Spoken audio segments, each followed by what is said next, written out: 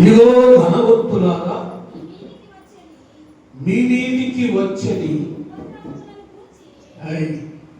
ఉపద్రవములను గూర్చి ప్రలాపించి ఏడుడి. మీ ధనము చెడిపోయెను, మీ వస్త్రములు చిమ్మట కొట్టిన వాయును, మీ బంగారము మీ వెండియు తుప్పు పట్టినవి. వాటి తుప్పు మీ మీద సాక్ష్యముగా ఉండి అగ్నివలే మీ శరీరములను తినివేయును. అంత్య దినములయందు ధనము కూర్చుకొంటిరి. ఇదిగో మీ చేడు కోసిన పనివారికి ఇయ్యక మీరు మోసముగా బిగబట్టిన కూలి మొర్ర పెట్టుచున్నది. మీ కోత వారి కేకలు సైన్యములకు అధిపతియగు ప్రభు యొక్క చెవులలో చొచ్చి ఉన్నవి. మీరు భూమి మీద సుఖముగా జీవించి భోగాసక్తులై వద దినమునందు మీ హృదయములను పోషించుకొంటిరి.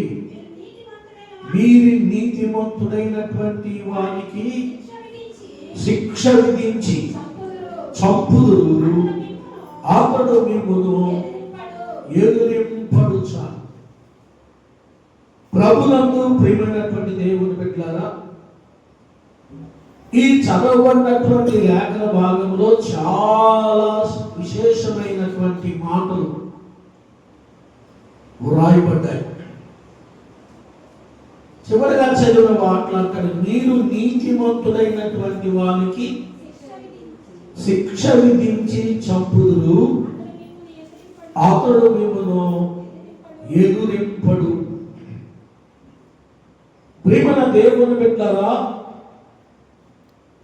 చూడండి అన్నాడు, మీ మీదికి వచ్చని ఉపద్రవములను గూర్చి మీరు ప్రలాపించి ఏడుగుడి. ఏం చేయాలంట? దేనికోసం? మీ మీది వినాలి మాటలు, దేవుని మాటలు వినండి. మీ మీదికి వచ్చని ఉపద్రవములను గూర్చి.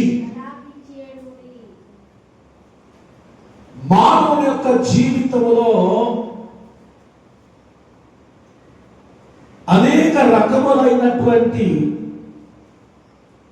ఉపద్రవములు, అనేక రకములైనటువంటి సమస్యలు, శోధనలు, వ్యాధులు, బాధలు ప్రియమైనటువంటి దేవుని బిడ్డలారా కలగడాన్ని మనం చూస్తూ ఉన్నాం. యాకోబు భక్తుడు, యేసుక్రీస్తు ప్రభుల వారి యొక్క శిష్యులలో ఒకడు, దేవుని ఆత్మ ప్రేరేపణ చొప్పున రాస్తున్నటువంటి శ్రేష్టమైనటువంటి మాట ఏంటంటే, మీ మీదికి వచ్చని ఉపద్రవముల గురించి మీరు ప్రలాపించి ఏడుడి అంటున్నాడు.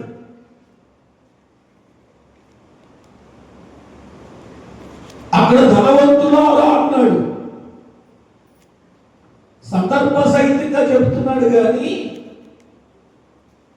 ధనవంతుల మీదకేనా కాదు, ఈ భూమి మీద ఉన్న ప్రతి మానవుని యొక్క జీవితంలో ఏదో ఒక ఉపద్రవం, ఏదో ఒక సమస్య, ఏదో ఒక వ్యాధి, ఏదో ఒక నిరాశ.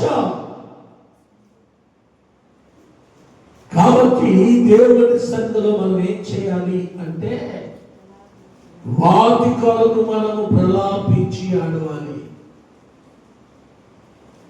దేవుని పాదాల చెంత ప్రార్థించాలి. ప్రేమ దేవుని బిడ్డల బైబిల్లో ఒక భక్తుడు, మనకు అందరికీ తెలిసిన భక్తుడు, ఇలాగ ప్రార్థన చేస్తున్నాడు. ఏమని? నేను ఉపద్రవములో ఉన్నాను. యోనా గ్రంథం 2వ అధ్యాయము 1వ వచనం దగ్గర నుంచి చదివితే చదవండి, అక్కడ ఒక మాట ఉంది. ఆ మంచపు కడుపులో ఉండి యోనా యెహోవాకు ఇలాగు ప్రార్థించెను, నేను ఉపద్రవములో ఉండి యెహోవాకు మనవి చేయగా ఆయన నాకు ప్రత్యుత్తరమిచ్చెను. పాతాళ గర్భములో నుండి నేను కేకలు వేయగా నీవు నా ప్రార్థన, దేవునికి స్తోత్రం చెప్పాం. హల్లెలూయా. ప్రియమైనటువంటి దేవుని బిడ్డలారా, యోనా జీవితంలో ఎందుకు ఉపద్రవములోకి పోయాడు? ఎందుకు పాతాళ గర్భములో ఉన్నానని పలుకుతున్నాడు? దేవుని మాటను వినలా, దేవుడు చెప్పిన మాట ప్రకారము చేయలేదు.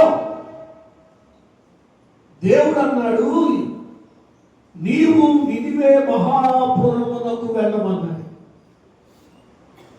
నినివే మహాపురమునకు వెళ్ళి దానికి దుర్గతి కలుగునని ప్రకటింపుము. అయితే యెహోవా సన్నిధిలో నుండి తర్షీషు పట్టణమునకు పారిపోవలెనని యోనా యొప్పేకు పోయి తర్షీషునకు పోవు ఒక వాడను చూచి ప్రయాణమునకు కేము ఇచ్చి యెహోవా సన్నిధిలో నిలవక వాడవారితో కూడా తర్షీషునకు పోవుటకు వాడ ఎక్కెను. దేవుడు చెప్పిన మాట ఏంటంటే, యోనా నీవు నినివే మహాపురములోనికి వెళ్ళాలి, పట్టణములోనికి వెళ్ళు. ఆ పట్టణానికి దుర్గతి కలగబోతుంది. దుర్గతి కలగబోతుందని నీ వెళ్ళేం చేయాలి? ప్రకటన చేయాలి. దేవునికి స్తోత్రం చెప్పండి. దేవుడు ప్రకటించమన్నటువంటి ప్రాంతానికి వెళ్ళి ప్రకటించుకోకుండా ఎప్పుడైతే దుర్గతి కలుగుతుందన్నాడో వెంటనే ఇతడు, ప్రియమైనటువంటి దేవుని బిడ్డలా, దేవుణ్ణి పక్కన పెట్టేశాడంట. బైబిల్లో రాయబడింది, యెహోవా సన్నిధిలో నిలవక, దేవుని సన్నిధిలో నిలవక ఏం చేస్తున్నాడు? శరీర సంబంధమైనటువంటి తన ఆలోచన. అందుకనే వాక్యములు అంటాడు, నీ స్వబుద్ధిని ఆధారము చేసుకొనక, నీ స్వబుద్ధిని ఆధారము చేసుకోక, నీ పూర్ణ హృదయముతో యెహోవా యందు నమ్మిక ఉంచుము. నీ ప్రవర్తన అంతటి యందు ఆయన అధికారమునకు ఒప్పుకొనుము. దేవుని స్తోత్రం చెప్పాలి. హల్లెలూయా. ఇప్పుడు యోనా తన జీవితంలో తన స్వబుద్ధిని ఆధారం చేసుకున్నాడు. ఆధారం చేసుకొని దేవుని సన్నిధిలో నిలవకని రాయబడింది. దేవుని సన్నిధిలో నిలబడి ఉండవలసినటువంటి వ్యక్తి, దేవుని మాటకు లోబడవలసినటువంటి వ్యక్తి, దేవుని మాటకు విధేయత చూపించవలసినటువంటి ఒక వ్యక్తి వాడవారితో మాట్లాడుతున్నాడు. ఇక్కడ తర్షీషు పట్టణానికి వెళ్ళడానికి వాడ ఎక్కాడంట. వాడ ఎక్కాడు. ప్రియమైన దేవుని బిడ్డలారా, దేవుడు చెప్పిన మాట ఏంటి? యోనా చేస్తున్నటువంటి మాట ఏంటి చూడండి. ఎప్పుడైతే దేవుని మాటకు విరుద్ధంగా తన ప్రయాణాన్ని ముందుకు కొనసాగించాడో ఈ ఒక్క వ్యక్తిని బట్టి ఆ ఓడలో ఉన్నటువంటి వారందరూ కూడా ఇబ్బంది పడవలసి వచ్చింది. కుటుంబాలలో కూడా అంతే. ఒక్క వ్యక్తి సరైనటువంటి విధానంలో లేకపోతే కుటుంబంలో ఉన్నటువంటి వారందరూ కూడా ఇబ్బంది పడాలి. అవును ప్రియమైనటువంటి దేవుని బిడ్డలారా, ఈ ఒక్క యోనా దేవుని మాట విననల్లని కారణం చేత వాడలో ఉన్నటువంటి వారందరూ కూడా భయంకరమైనటువంటి ఇబ్బంది పడతా ఉన్నారు. వారు వెళుతున్నటువంటి ఆ సముద్రం మీద గొప్ప తుఫాను చేసింది. సామాన్యమైనటువంటి తుఫాను కాదు. ప్రేమైనటువంటి దేవుని బిడ్డలారా, వాడ మునిగిపోయేటువంటి గది వచ్చిందంట. వాడ అలలతో కొట్టబడుతుంది, తుఫాను చేత కొట్టబడుతుంది. కొట్టబడుతున్నటువంటి ఆ సందర్భంలో వాడ మునిగిపోయేటువంటి పరిస్థితి వచ్చినప్పుడు కాబట్టి నావికులు భయపడి ప్రతి వాడును తమ తమ దేవతను ప్రార్థించి వాడ సురకన చేయుటకై అందులోని సరుకులను సముద్రములో పారవేసి అప్పటికి యోనా వాడ దిగువ భాగమునకు పోయి పండుకొని గాఢ నిద్రపోయి ఉండెను. అప్పుడు వాడ నాయకుడు అతని యొద్దకు వచ్చి, ఓయ్ నిద్రపోతా, నీకేమి వచ్చినది? నీవు లేచి నీ దేవుని ప్రార్థించుము. దేవునికి స్తోత్రం చెప్పండి. ఓయ్ నిద్రపోతా, నీకేమి వచ్చినది? నీవు లేచి నీ దేవుణ్ణి ప్రార్థించు. దేవునికి స్తోత్రం చెప్పండి. కనుక ప్రియమైన దేవుని బిడ్డలారా, ఇక్కడ వాడ నాయకుడు వచ్చాడు. వాడ నాయకుడు వచ్చి, ఓయి నిద్రపోతా, నీకేమి వచ్చినది? నీవు లేచి నీ దేవునికి నీవు దేవుని స్తోత్రం చెప్పండి. మన దేవునికి మనం ఏం చేయాలి? మన దేవునికి మనం ప్రార్థన చేయనప్పుడు దేవుడు ఎవరిని పంపిస్తాడు? అన్నిటి పంపిస్తాడు మన దగ్గరికి. దేనికోసం? మనం చేయవలసినటువంటి ప్రార్థన చేయనప్పుడు కొన్నిసార్లు చాలా మంది ఇప్పుడు దేవుడు పెట్టారా అన్యులైనా కానీ మనకు వచ్చిన కష్టం గురించి మనం చెప్పినప్పుడు అమ్మ ప్రార్థన చేసుకోమని దేవుడు నీకు మేలు చేస్తాడు అనేటువంటి మాటలు మనం వింటాం. అదే సందర్భం ఇప్పుడు ఎవరికి వచ్చింది? యోనాకు వచ్చింది. యోనా 10 మందికి చెప్పవలసినటువంటి యోనా జీవితంలో ఒక అన్యుడితో నీవు లేచి ప్రార్థన చేసుకోమని చెప్పించుకునేటువంటి దుస్థితికి దిగజారిపోయాడు. కనుక పిల్లరా, ఈ సందర్భము దేనిని మనకి సూచిస్తుందంటే, మనము దేవునిలో ఉండవలసినటువంటి విధానములో, ప్రార్థించవలసిన విధానములో ప్రార్థించకపోయినప్పుడు కొన్నిసార్లు దేవుడు ఈ సందర్భాలు మనకు కూడా కలగజేస్తూ ఉంటాడు. అప్పుడు యోనా ఏం చేశాడు? లేచి ఏం చేశాడు చెప్పండి? ప్రార్థన చేశాడు. కానీ దేవుడు ప్రార్థన వినలా. ఎందుకు వినలా? దేవుడు చెప్పింది ఏంటి, యోనా చేసింది ఏంటి?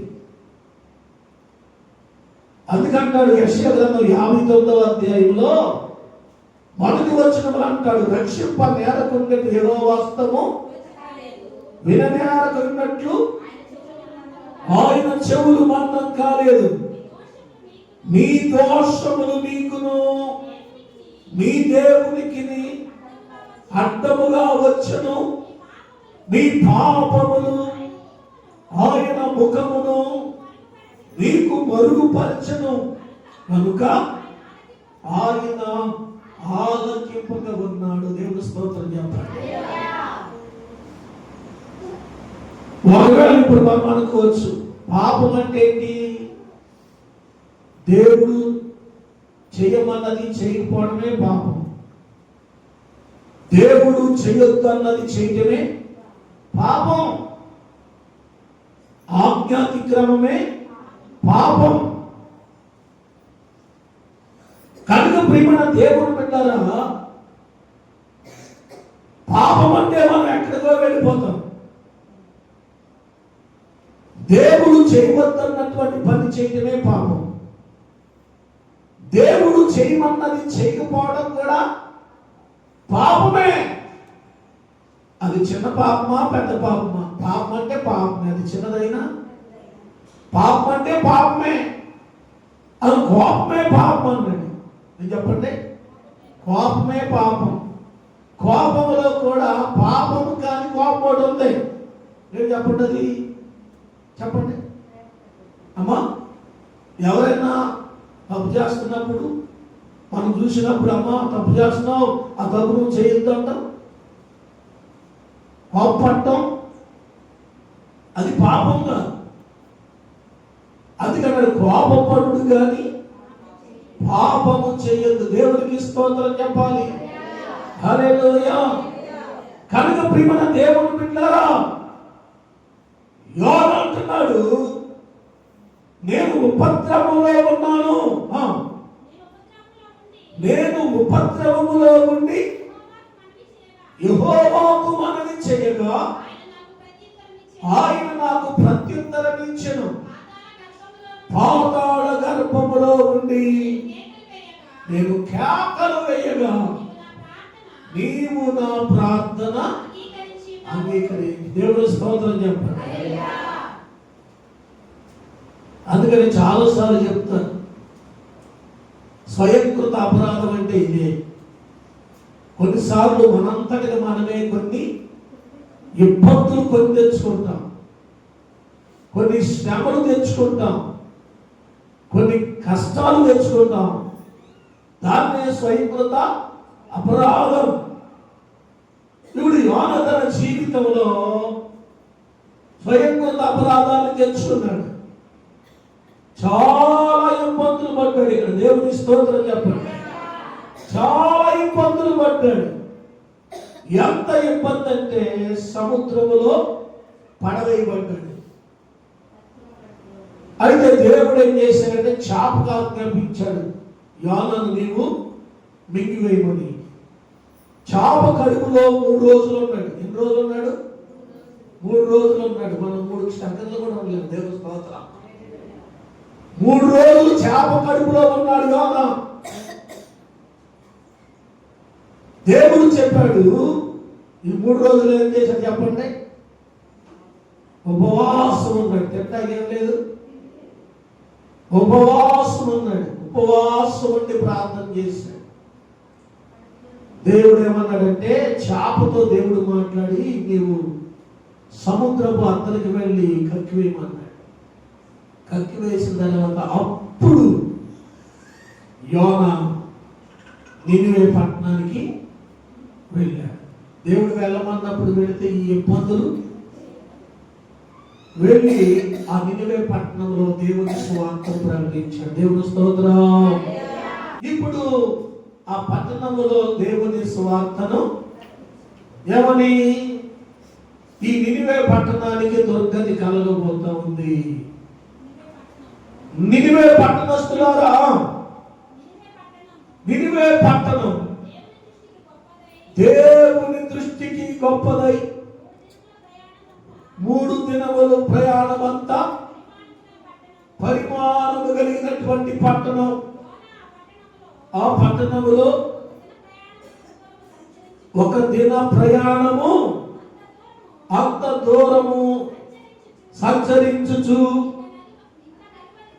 ఇంకా 40 దినములకు నినివే పట్టణము నాశనమగునని ప్రకటన చేయగా నినివే పట్టణపు వారు దేవుని యందు విశ్వాసముంచి ఉపవాస దినము చాటించి కనులేవి హక్కులేవి అందరూ గోనె పట్ట కట్టుకున్నారు. దేవుని స్తోత్రం, హల్లెలూయా. అందుకే యోవేలు గ్రంథంలో అంటాడు 2వ అధ్యాయం 12వ వచనంలో, ఇప్పుడైనను మీరు ఉపవాసం ఉండి. ఎప్పుడు చెప్పండి? ఎప్పుడు? కష్టం వచ్చినప్పుడు. ఎవరి సంతోషంగా ఉన్నప్పుడు ఎంతగా ఉపవాసం ఉండలా. ఆనందం వచ్చినప్పుడు ఉపవాసం ఉండలేదు. కడుపు నిండా తింటానికి ఉన్నంత కాలం ఉపవాసం ఉండలేదు. ఇప్పుడైనను అంటే దాని అర్థం, యోవేలు ప్రవక్త ఎందుకు చెప్పాడంటే ఆ ప్రాంతంలో సరైనటువంటి పంటలు పండట్ల, పరిస్థితులన్నీ తారుమారుగా ఉన్నాయి. గొంగళ పురుగులు విడిచిన దానిని మిడతలు తిన్నాయి.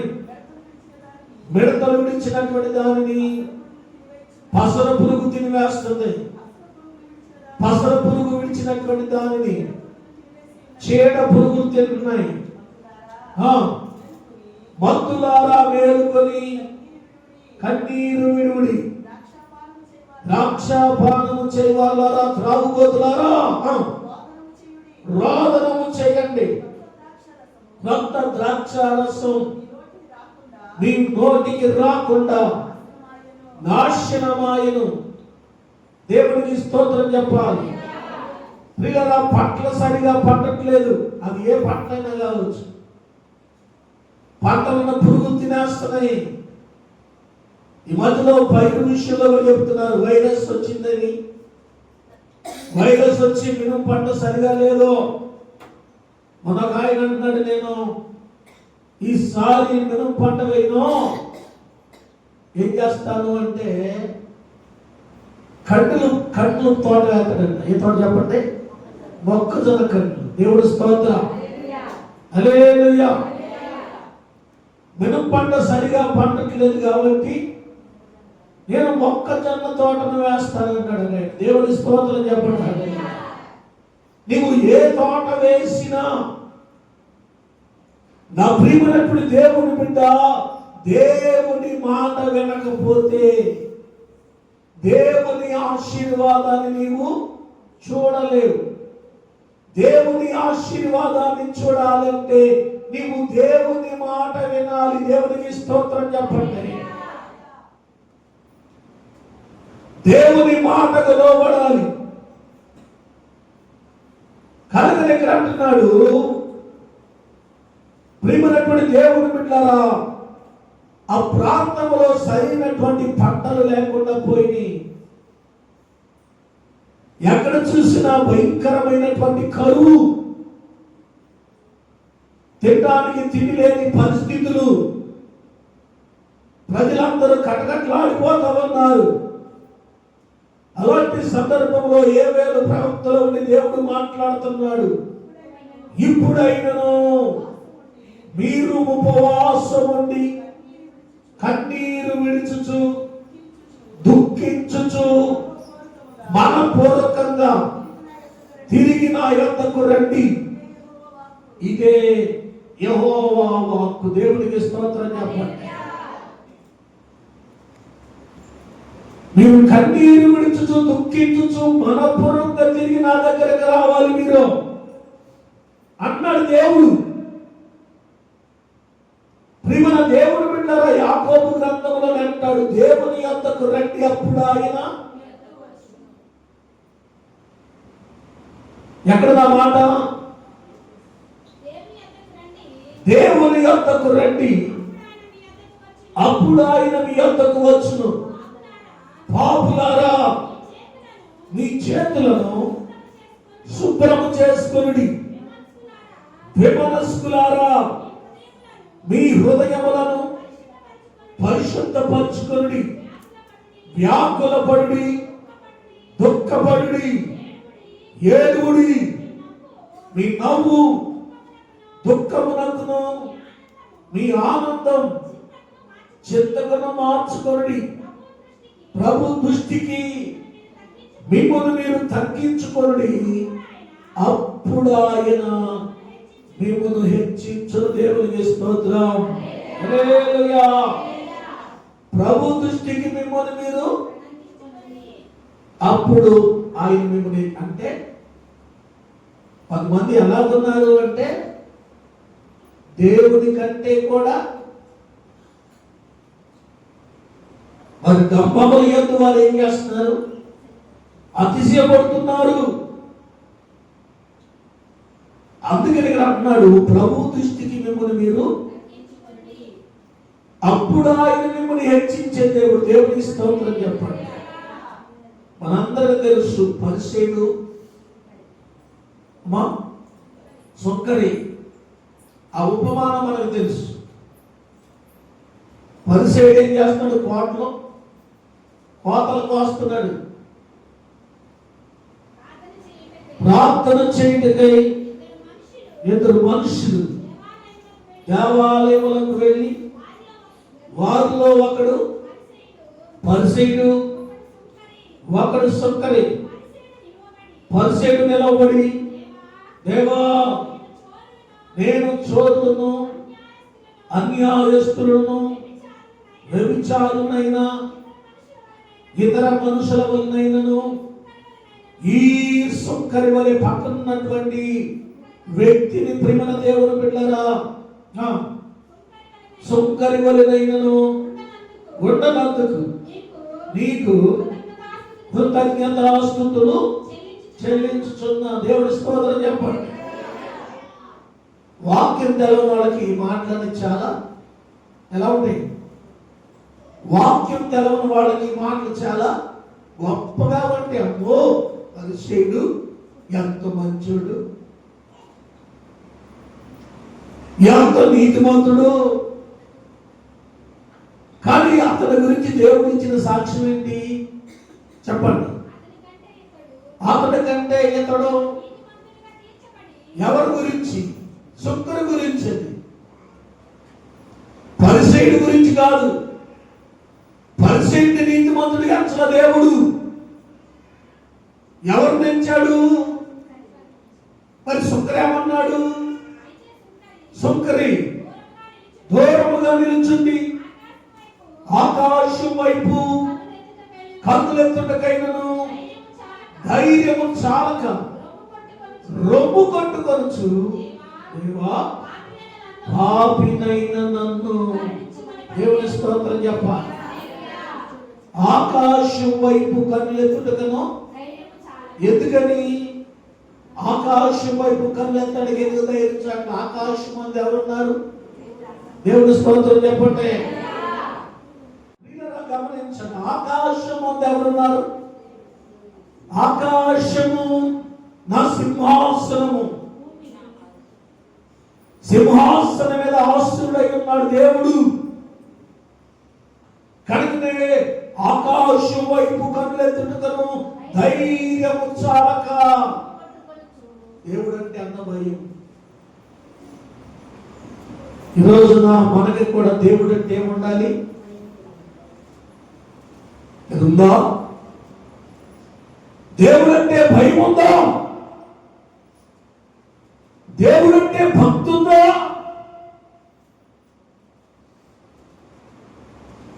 అందుకనే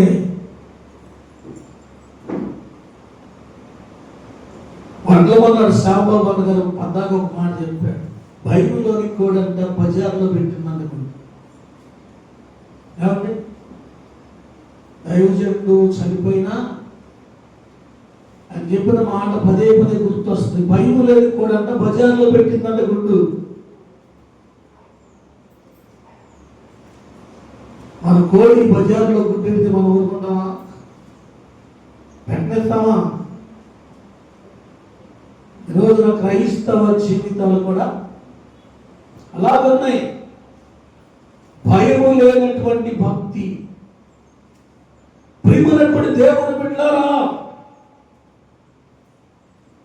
ఆకాశం వైపు కళ్ళెత్తుటకును ధైర్యము చాలక రొమ్ము కొట్టుకుంటున్నాడు. పాపినైన నన్ను కరుణించుమని దేవుని స్తోత్రం చెప్పండి. కానీ పరిసయ్యుడు మాత్రం ఏం చేస్తాడు చెప్పండి? నేనే నీతిమంతుడిని, నేనే పరిశుద్ధుడిని అంటున్నాడు. పక్కనున్నటువంటి వారిని తక్కువ చేసి మాట్లాడటం, కించపరిచి మాట్లాడటం పరిసయ్యుడి యొక్క స్వభావం. ప్రేమనటువంటి దేవుని బిడ్డలారా, కానీ సుంకరుని గురించి దేవుడు సాక్ష్యం ఇస్తున్నాడు. అతని కంటే ఇతడు నీతిమంతుడుగా తీర్చబడి తన ఇంటికి వెళ్ళనని మీతో చెప్పుచున్న దేవునికి స్తోత్రం. హల్లెలూయా. కనుక ప్రియ దేవుని బిడ్డలారా, దేవుని వాక్యాన్ని వింటున్న మన జీవితాలలో అనేక రకములైనటువంటి ఉపద్రవములు ఉన్నాయి. ధనవంతుడని కాదు, ధనహీనుడని ప్రతి మనిషి జీవితంలో ఏదో ఒక ఉపద్రవం ఉన్నది. అయితే దేవుడు ఏం చెబుతున్నాడంటే, మీ మీదికి వచ్చేది ఉపద్రవములను గురించి ప్రలాపించి ఏడుడి. దేవునికి స్తోత్రం. ఎందుకంటే ఈ లోకం మనకి శాశ్వతమైనది కాదు. అశాశ్వతమైన లోకములో మనము బ్రతుకుతున్నాం. శాశ్వతమైనటువంటి దేవుని రాజ్యములో, పరలోక రాజ్యములో మనము పాలు పొందాలి అంటే ఈ లోకములో ఉన్నంత కాలం ప్రేమ దేవుని బిడ్డలారా, దేవుని యందు భయం కలిగి, భక్తి కలిగి, దేవుని మాట విని, దేవుని మాట ప్రకారము మనము జీవించినప్పుడు దేవుడు మన పక్షంగా ఉండి మన దేవుడు నడిపిస్తాడు. దేవుని స్తోత్రం చెప్పండి. హల్లెలూయా. జీవితం అనేటువంటి వాడలో మనం పయనిస్తున్నాం. మనం ఈ లోకంలో ఏమై ఉన్నామంటే యాత్రికులం. మనం ఏమై ఉన్నాము అంటే పరదేశులం. దేవుని స్తోత్రం చెప్పండి. కాబట్టి ప్రియమైనటువంటి దేవుని బిడ్డలారా, మన దేవుడు ఎలాంటి దేవుడు అంటే యోవేలు గ్రంథంలో అంటాడు. ఆ తర్వాత వచ్చిన 13వ వచనం అనుకుంటా, నీ దేవుడైన యెహోవా కరుణావాత్సల్యము కలిగినటువంటి వాడు, శాంతమూర్తియు అత్యంత కృప కలిగినటువంటి వాడై ఉండి తాను చేయనుద్దేశించినటువంటి కీడును చేయక పశ్చాత్తాపడుదు గనుక మీ వస్త్రములను కాక మీ హృదయములను చింపుకొని ఆయన తట్టు దేవుడి స్తోత్రం. మీ వస్త్రములను కాక మీ హృదయములను చింపుకొని ఆయన తట్టు తిరుగుడి. దేవుడికి స్తోత్రం. ఏం చెప్పుకోవాలంట? హృదయమును చింపుకోవాలి. వీరికి నలిగినటువంటి హృదయాన్ని అలక్ష్యం చేసే దేవుడు కాదు ఆయన. వీరికి నలిగిన హృదయాన్ని లక్ష్యపరిచే దేవుడు, లక్ష్య పెట్టేటువంటి దేవుడు. కనుక ఇక్కడ అంటున్నాడు, మీ వస్త్రములను కాక మీ హృదయములను చెప్పుకొని ఆయన తట్టు తిరుగుడి. ఒకవేళ ఆయన మనస్సును తిప్పుకొని పశ్చాత్తాపడి మీ దేవుడైన యెహోవాకు తగిన నైవేద్యమును ప్రాణార్పణమును మీకు దీవెనగా, దేవునికి స్తోత్రం చెప్పండి, మీకు దీవెనగా అనుగ్రహించే దేవుడు అని. దేవుడు స్తోత్రం చెప్పండి. అవును ప్రియమైన దేవుని బిడ్డ, మనకి దీవెనలను అనుగ్రహించే దేవుడు, మనకు ఆశీర్వాదములను అనుగ్రహించే దేవుడు, మనకు మేలు చేసేటువంటి దేవుడు. అటు దేవుని సన్నిధిలో మనమందరము ఉండడం మనకి ఎంతో గొప్ప ధన్యత. దేవునికి స్తోత్రం చెప్పండి. హల్లెలూయా, హల్లెలూయా. అవును ప్రియమైన దేవుని బిడ్డలారా, కనుక దేవుని వాక్యాన్ని వింటున్నటువంటి మనం దేవుని సన్నిధిలో మనం కలిగినటువంటి అది ఏ సమస్య అయినా కావచ్చు, ఏ శ్రమైనా కావచ్చు, ఏ వ్యాధి బాధలైనా కావచ్చు, మనం ఏం చేయాలి చెప్పండి? భక్తుడు ఏమన్నాడు? ఉపద్రవములో నుండి, ఉపద్రవములు మీకు కలిగినటువంటి ఉపద్రవములన్నింటిని గురించి మీరు ప్రలాపించి ఆడవండి. దేవుని స్తోత్రం. ఎప్పుడైతే మనము ఆ రీతిగా దేవుని సన్నిధిలో మనం ప్రలాపిస్తామో, దేవునికి మొరపెడతామో, దేవుడు మన పక్షంగా ఉండి దేవుడు అద్భుతము చేసే దేవుడు. 130వ కీర్తన ఒకసారి చదివి ముందుకు కొనసాగిపోదాం. అక్కడ భక్తులు ఒక చక్కని మాట, యెహోవా అగాధ స్థలములలో నుండి నేను నీకు మొరపెట్టుచున్నాను. అగాధ స్థలములలో నుండి నేను నీకు మొరపెట్టుచున్నాను. ప్రభువా, నా ప్రార్థన ఆలకింపుము, నీ చెవియొగ్గి నా ఆర్తధ్వని వినుము. యెహోవా, నీవు దోషములను కనిపెట్టి చూచిన ఎడల ప్రభువా ఎవడు నిలవగలడు? అయినను జనులు నీ యందు భయభక్తులు నిలుపునట్లు నీ యొద్ద క్షమాపణ దొరుకును. యెహోవా కొరకు నేను కనిపెట్టుకొనుచున్నాను. నా ప్రాణము ఆయన కొరకు కనిపెట్టుకొనుచున్నది. ఆయన మాట మీద నేను ఆశ పెట్టుకొని ఉన్నాను. కావలి వారు ఉదయం కొరకు కనిపెట్టుట కన్నా ఎక్కువగా నా ప్రాణం ప్రభు కొరకు కనిపెట్టుచున్నది. కావలి వారు ఉదయం కొరకు కనిపెట్టుట కంటే ఎక్కువగా నా ప్రాణము కనిపెట్టుచున్నది. ఇశ్రాయేలు యెహోవా మీద ఆశ పెట్టుకొను. యెహోవా యొద్ద కృప దొరుకును. ఆయన యొద్ద సంపూర్ణ విమోచనము దొరుకును. ఇశ్రాయేలీయుల దోషములన్నిటిలో నుండి ఆయన వారిని విమోచించు. దేవునికి స్తోత్రం. అగాధ జలములలో నుండి నేను నీకు మొరపెడుతున్నా. దేవుని స్తోత్రం. నువ్వు ఏ సమస్యలో ఉన్నావో నాకు తెలియదు కానీ, ఏ బాధలో ఉన్నావో నాకు తెలియదు కానీ, దేవుని వాక్యం సెలవిస్తుంది, నీవు దేవునికి ఏం చేయాలి చెప్పండి? మీ మీదికి వచ్చే ఉపద్రవములన్నిటి కొరకు మీరు ప్రలాపించి దేవుని పాదాల చెంతకు వచ్చినప్పుడు దేవుడు మీ ప్రార్థన ఆలకించి నీ మన అంగీకరించి నీ జీవితంలో గొప్ప కార్యాలు చేసే దేవుడు. అట్టి కృప దేవుడు తన బిడ్డలమైన మనందరి జీవితాలలో దేవుడు జరిగించుగాక. ఆమేన్. ప్రార్థన చేసుకుందాం.